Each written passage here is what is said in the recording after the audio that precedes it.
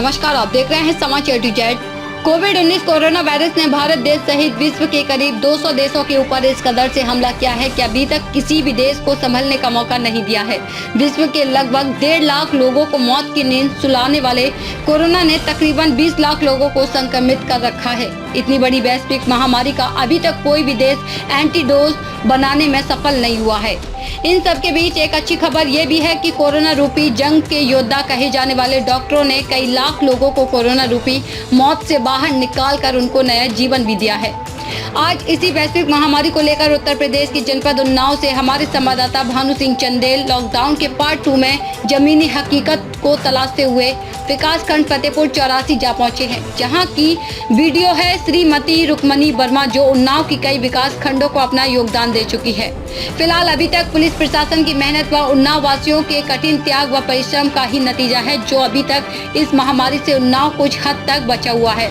हालांकि उन्नाव में कोरोना संक्रमित सैकड़ों संदिग्धों की जांच की जा चुकी है, जिसमें सैकड़ों लोगों की रिपोर्ट नेगेटिव आई है। लेकिन हम उन्नाव का दुर्भाग्य ही कहेंगे, जो बीते दिनों लॉकडाउन के पार्ट 2 में एक कोरोना संक्रमित मरीज मिलने से उन्नाव को भी कोरोना रूपी लाइन में खड़ा कर दिया गया। जब से उन्नाव में कोरोना का मरीज मिला है, तब से उन्नाव जिलाधिकारी रविंद्र कुमार व पुलिस कप्तान विक्रांत वीर सिंह लगातार उन्नाव वासियों से निवेदन करते रहे हैं कि आप सभी लोग लॉकडाउन की पूरी तरह से पालन करें। वहीं जब कुछ लोग कोरोना रूपी महामारी को भूलकर सड़कों पर निकलते हैं या फिर सोशल डिस्टेंसिंग का पालन नहीं करते हैं, तब उन्नाव जिलाधिकारी व पुलिस कप्तान का एक्शन वाला सीन भी देखने को मिलता रहा है। अब आपको हम दिखाते हैं खंड विकास अधिकारी की जुबानी कोरोना जंग की पूरी कहानी, जो बयां कर रही है फतेहपुर 84 क्षेत्र की पूरी न्याय प्रिय कहानी। समाचार टू जेड के लिए उन्नाव से भानु सिंह चंदेल की रिपोर्ट। देश में खतरनाक वायरस कोविड-19 कोरोना के चलते महामारी का माहौल छाया हुआ है, वैश्विक महामारी। यहाँ की हिंदुस्तान के लगभग विश्व के 200 देशों में इसने अपना बड़ा ही प्रकोप फैला कर रखा हुआ। अच्छे देशों की कमर तोड़ रख दिया है। अमेरिका जो देश पावर महाशक्ति हैं, उनको भी पछाड़ दिया। हमारे देश में भी इस संक्रमण को लेकर के काफ़ी समस्याएँ खड़ी हो गई, काफ़ी दिक्कतें आई हैं। पूरे देश में लॉकडाउन किया जा चुका है और लगभग करीब 550 लोगों की मौत भी हो चुकी है। करीब 17,000 लोग संक्रमित हुए हैं, लेकिन उसके बीच में एक शुभ संकेत ये भी है, करीब 2,500 लोग ठीक भी हुए हैं। लेकिन फिर भी अभी लोग हैं जो सोशल डिस्टेंसिंग का पालन नहीं कर रहे हैं या कुछ इसमें लापरवाही बरतते हैं। अधिकारी कर्मचारी बराबर इस पर नियम कड़े निर्देश दे रहे हैं। डीएम साहब भी काफ़ी कड़े निर्देश दे रहे हैं, कप्तान साहब भी बराबर तत्परता दिखाए। लेकिन उसके बाद में एक कोरोना पेशेंट मिलने की वजह से बहुत समस्याएं आके खड़ी हो गई। लेकिन इसी क्षेत्र में हम मुद्दे पर चर्चा करने के लिए उन्नाव जनपद के विकासखंड फतेहपुर 84 में, जहाँ के वीडियो खंड विकास अधिकारी मैडम श्रीमती रुक्मणी वर्मा जी हैं, उनसे जरा जानना चाहेंगे कि उनके क्षेत्र में कितने लोग पेशेंट पाए गए या नहीं पाए गए, या अभी तक किन किन स्थितियों से गुजरना पड़ा। मैम, ये बताने का कष्ट करें कि आपके विकासखंड क्षेत्र में अब तक कितने लोगों को आपने क्वारंटाइन किया? हमने अपने विकास खंड में अब तक 585 लोगों को क्वारंटाइन किया था। ये वो लोग थे जो 26 तारीख से लेकर के 31 तारीख के बीच में आए थे। इन्हें हमने 13 से 14 अप्रैल के बीच में क्वारंटाइन मुक्त कर दिया है और इन्हें अब होम क्वारंटाइन किया गया है। और साथ ही साथ होम क्वारंटाइन किया गया तो उनके घर पर हमने एक लिस्ट वो चिपका भी दिया है कि ये व्यक्ति होम क्वारंटाइन किए गए हैं। इनका नंबर भी ले लिया गया है और ये सूची बना के ब्लॉक पर रख ली गई है और स्वास्थ्य विभाग को भी दे दिया गया है। समय समय पर उनसे उनका स्वास्थ्य के बारे में पूछा था कि कहीं आपके कोई लक्षण तो नहीं मिल रहे हैं। और वहाँ पर हमने जो ग्राम स्तरीय हमारे कर्मचारी जैसे रोजगार सेवक हैं, आंगनबाड़ी कार्यकर्ती हैं, प्रधान का भी सहयोग लिया गया कि अगर ये व्यक्ति होम क्वारंटाइन के निर्देशों का पालन नहीं करते तो उनके विरुद्ध कड़ी कार्रवाई किया जाए। और 13 अप्रैल से लेकर के अभी आज की डेट में 6 ग्राम पंचायतें और हैं जहां पर लोग बाहर से आ गए हैं।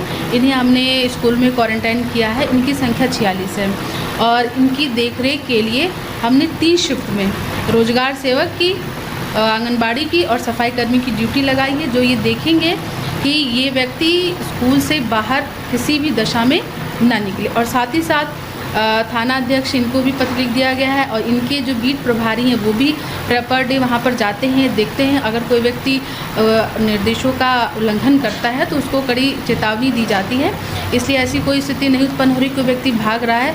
और एमओसी से भी जैसे ही पता चलता है कोई व्यक्ति बाहर से आया, हम लोग संपर्क कर लेते हैं, वो अपनी टीमें भेज देते हैं, स्वास्थ्य परीक्षण हो जाता है।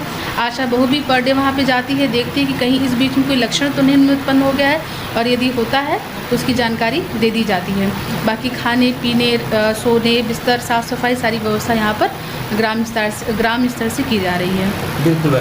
कोरोना ऐसी वैश्विक महामारी के चलते काफ़ी समस्याएं ऐसे आपने बताया कि इस तरह लॉकडाउन में करीब 585 लोगों को क्वारंटाइन किया गया, उनको 14 दिन रखने के बाद में उनको बाद घर भेजा गया। मैम ये हम जानना चाहेंगे कि जो व्यक्ति शेल्टर होम में रखे गए हैं उनके स्वास्थ्य को लेकर के और खाने पीने व्यवस्थाओं को लेकर क्या व्यवस्था की गई है? अभी मैंने आपको बताया कि स्वास्थ्य के लिए जैसे ही कोई व्यक्ति ये स्कूल में क्वारंटाइन किया गया, पर डे आशा बहू जाती है, उनका स्वास्थ्य परीक्षण करती है, देखती है, पूछती है, उनका हर हाल लेती है। और जब ये व्यक्ति क्वारंटाइन किया तो उस समय यहाँ पर सामुदायिक स्वास्थ्य केंद्र से टीमें भी जाती हैं जो इनका सघन परीक्षण करती हैं। बाकी ग्राम पंचायत स्तर पर हमारे सचिव प्रधान इनके भोजन का, बिस्तर का, पानी या अन्य आवश्यकताओं की व्यवस्था करते हैं। सफाई कर्मियों की ड्यूटी लगाई गई है जो वहाँ पर डे साफ सफाई भी करते हैं। मैम देखा जाए सरकार की तरफ से गरीब असहाय लोगों को राशन मुफ्त में दिया जा रहा है, लेकिन उसको लेकर के भी काफ़ी आपके क्षेत्र में ग्राम पंचायत सहायता जहाँ पे काफ़ी शिकायतें मिली, समस्याएं आई, वहाँ पे कोटेदार की दुकान निलंबित भी कर दिया गया। आखिर क्यों इस तरह समस्याएं आ रही हैं?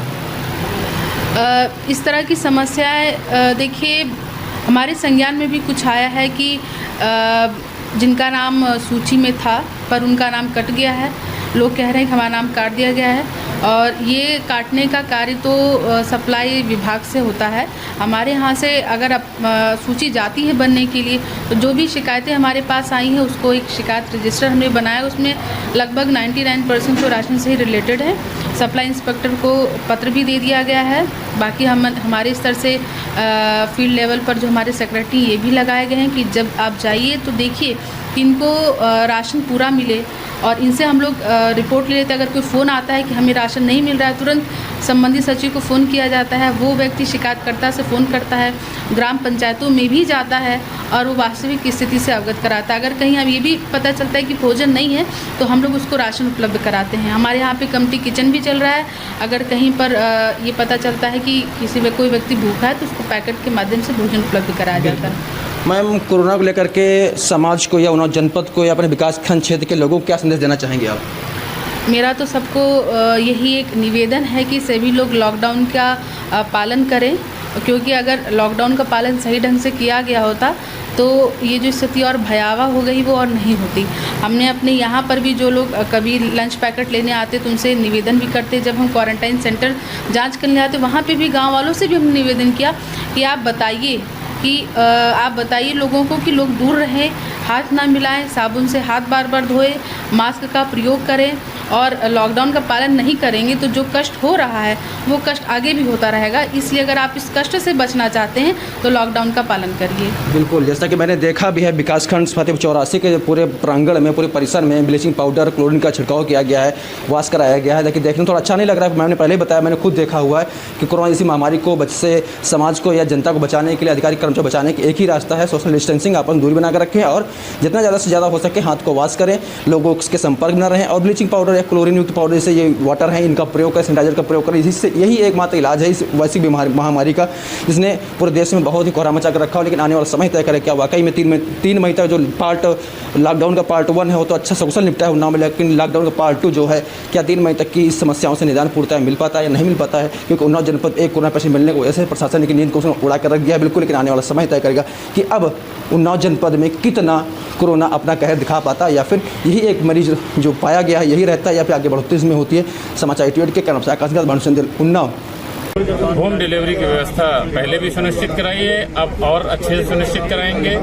हमने 2 नंबर दे दिए हैं, किसी को चिकित्सा संबंधी कोई समस्या है तो मेडिकल कंट्रोल रूम में, और यदि अन्य किसी प्रकार की कोई समस्या है तो हमारे जो कंट्रोल रूम है 28207007 पर कॉल करके अपनी समस्या बता सकते हैं।